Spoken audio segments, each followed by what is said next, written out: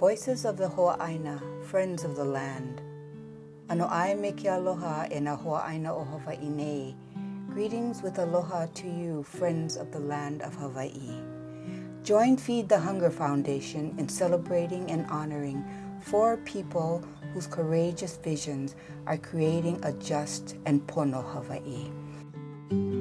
Meet Tricia and Mike Hodson, the creators of Wow Farms, producing luscious tomatoes on Hawaiian homestead land in Waimea on Hawaii Island. For the Hodsons, success is based in helping others. They are reaching out their hands to 14 other Hawaiian homestead families to help them make their dreams come true through growing food for community consumption. They secured funding for greenhouses, seed, fertilizer, equipment, and irrigation systems, and are teaching them how to farm. In essence, they are growing food, and more importantly, they are growing farmers with a mission to care for the land, their families, and communities. Mahalo, Tricia and Mike.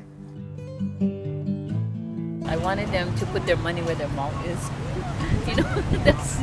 I want them to, if a lot of times when you get something for free, they don't take to heart. There's no, their heart is not in it, and they just take it for granted. Us, we struggled. We built one greenhouse over there, and from that one, we made and we ate and we gave all of our neighbors. And I said, Anya, I think we can do one more. So let's do it. Let's expand. So we did 2, and then we started to go to the farmer's market. And I said, oh my goodness, you really can make an income. And so from 2 went to 4. I said, 4 is good, that's it. And he said, do you want to live off of 8 greenhouses or do you want to live off of 4? I said, okay, so they put up the 8. Then when we had 8, he said, how about 8 more?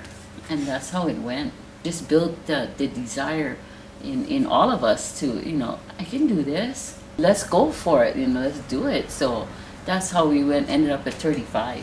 I think in my heart that this is a lot of love that we're giving. This is a lot of work that we're giving. And not anybody can do what we do. I mean, you guys are so community-minded. Where does that come from for you to want to help other farmers be successful? A lot of people ask me that question, like why we do it, because, and I think the bottom line is because we can. I mean, you think about it, not anybody can. We can. So why wait until we're so old and then we start helping taking care of people? Might as well do them now. If God gives us the gifts, then we able-bodied and we can do it with our minds. Let's start now. Why wait until we're old?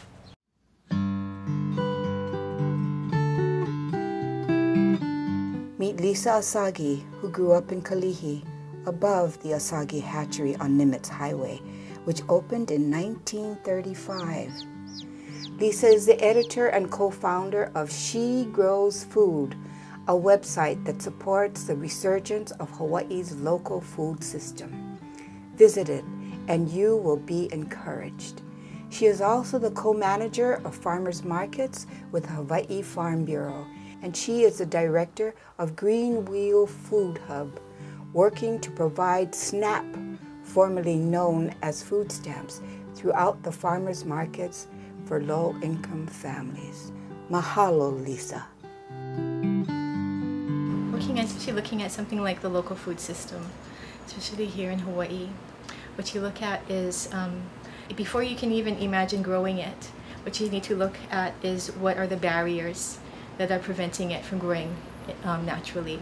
What we saw, the longer we looked at the situation, was that one of the major barriers was access to fresh, locally grown food, especially access for people who are experiencing financial challenges. Creating EBT acceptance into the farmers markets, what it would also do is create a partnership between 2 communities who in some ways really needed each other.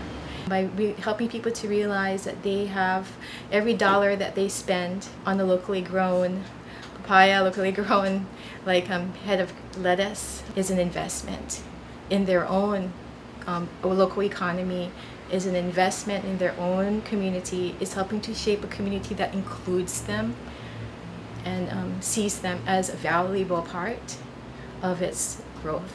It's not easy. Sometimes when you're asked to do something, there's some things that you just cannot not do. It's been such an education to me about not only the local food system, but it's also an education in human nature.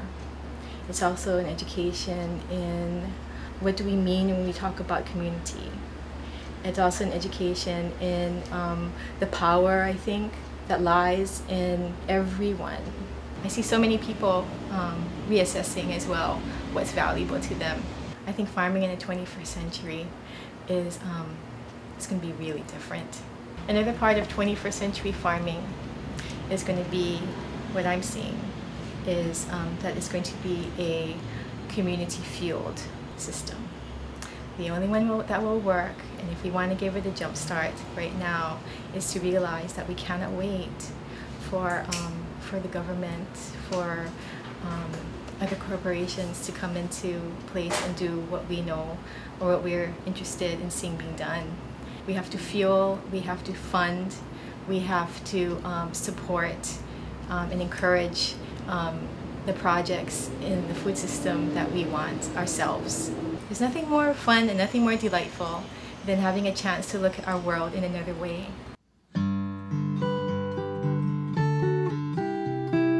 If we can understand that the course that we're on will take a lot of adaptation, will take a lot of reassessment, will take a lot of admitting that although plans were set a long time ago, right now that's just not the way that we can survive as a community and as a civilization. And to keep that in mind, that it's a journey, and that every journey involves change.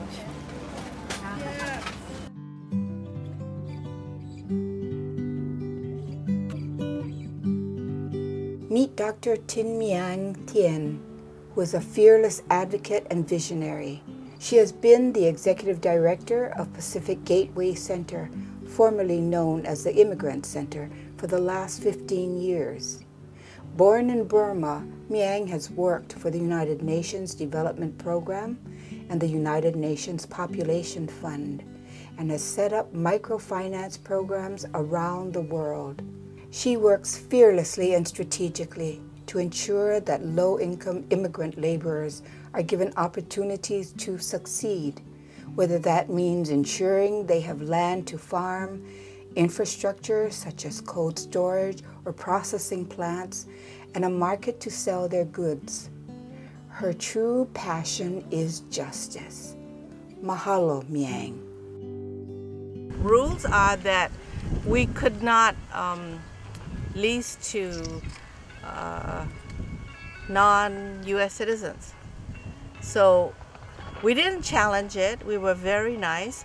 But we sent Patty and Denise to go talk to them. That was smart. Yeah, that was smart. And said, you know, that's illegal.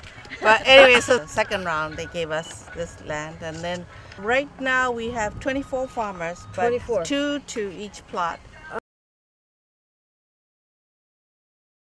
There is a plot of land which they've used just for parking. And we're going to turn that into a farmer's market. We are looking for more land, by the way. There's a lot more people who still need, you know, land to grow.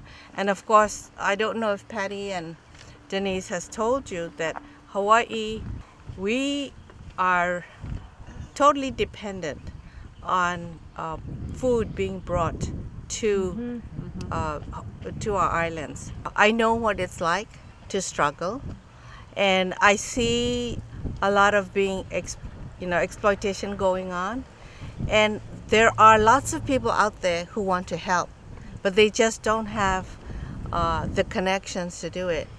And I'm very fortunate that I have the connections to reach to these people. Nobody here in Hawaii was willing to take on the human trafficking victims because they were scared that, you know, the perpetrators would come after us. No one's come after us. I mean, what we're doing is we're just helping. You know, anybody who needs our help can come to our doors.